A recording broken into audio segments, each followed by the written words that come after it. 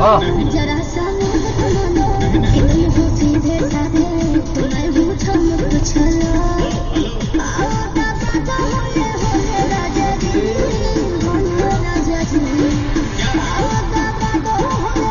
राजा जी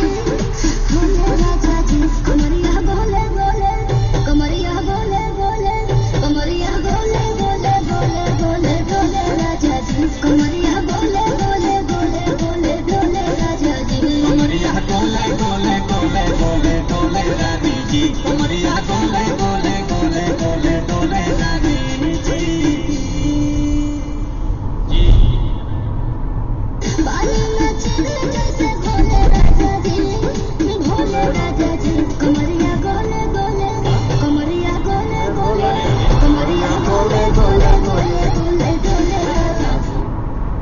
मेरे सामने है $50 लाख का अंबार जो इस सबसे मजेदार कॉम्पिटिशन का ग्रैंड प्राइज है जैसा आपने आज तक नहीं देखा होगा।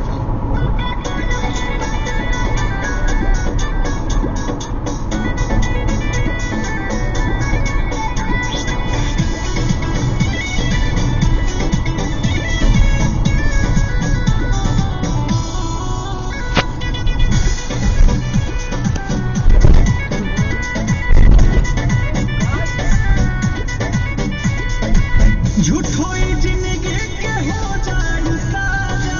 मिली न काबू कुआर वाला मजा झूठो ही